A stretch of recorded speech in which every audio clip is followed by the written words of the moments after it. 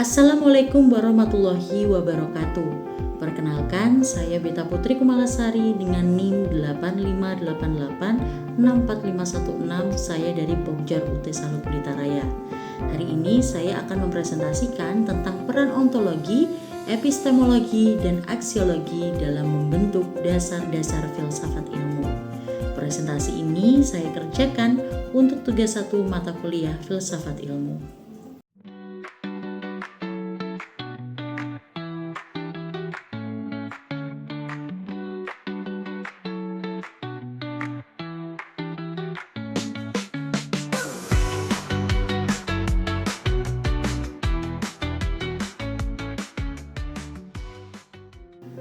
Apa itu filsafat ilmu?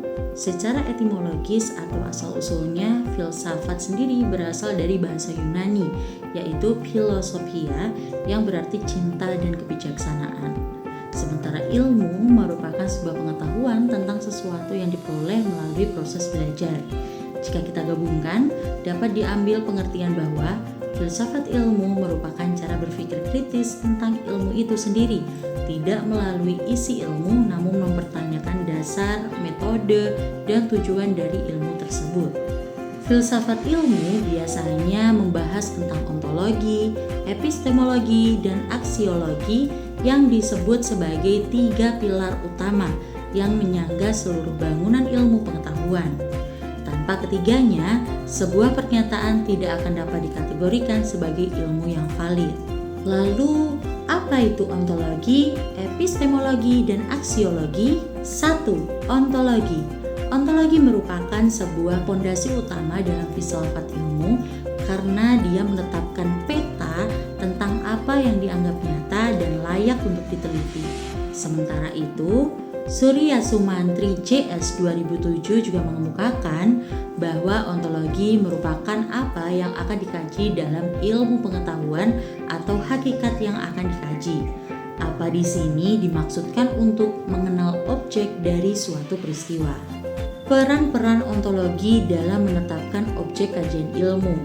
A. Menetapkan objek material dan formal. Di dalam ontologi, objek material mengacu pada penerapan metode, validasi, dan batasan yang diterapkan oleh ilmu dalam usaha mencari kebenaran suatu ilmiah.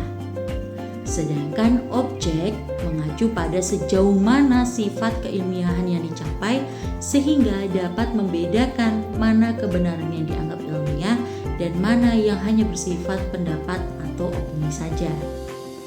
Sementara objek formal merupakan sudut pandang atau pendekatan dan tahapan-tahapan yang diterapkan oleh filsafat ilmu dalam mencermati objek kajian. B. Hakikat realitas. Ontologi mempertanyakan apakah realitas itu bersifat fisik atau ide. Hal ini melahirkan beberapa aliran besar seperti materialisme, idealisme, dan juga dualisme.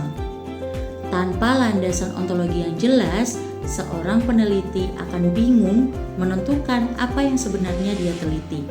Ontologi memberikan identitas pada suatu cabang ilmu sehingga tidak akan mengalami tumpang tindih dengan ilmu lainnya.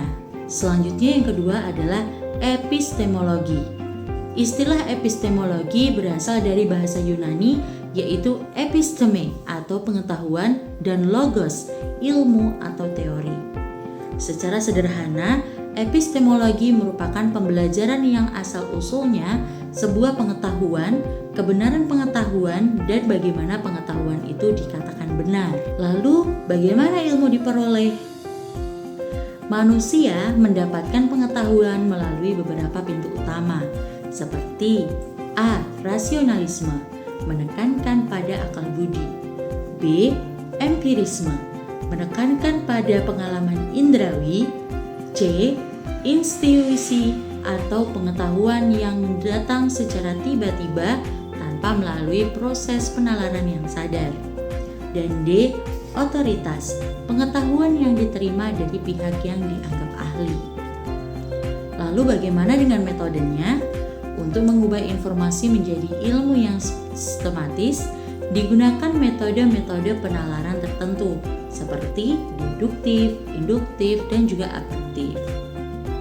Dalam epistemologi, sebuah pernyataan dianggap benar jika memenuhi kriteria salah satu teori kebenaran, yaitu teori korespondensi, teori koherensi, teori pragmatis, dan teori performatif. Yang ketiga adalah aksiologi. Jika ontologi fokus pada eksistensi ilmu atas usaha untuk mengetahui apa di balik sesuatu yang dianggap ada, epistemologi fokus pada asal-usul ilmu pengetahuan dan tingkat kebenaran ilmiahnya. Maka, aksiologi berfokus pada nilai, yaitu etika dan estetika penerapan ilmu pengetahuan di dalam dunia nyata. Namun, dalam konteks ilmu pengetahuan, fokus utamanya adalah bagaimana ilmu digunakan secara bertanggung jawab. Etika dalam aksiologi membahas apakah sebuah tindakan atau penemuan ilmu pengetahuan itu baik atau buruk. Selain itu, aksiologi juga menekankan bahwa tujuan akhir dari ilmu pengetahuan adalah kesejahteraan dan kelestarian alam.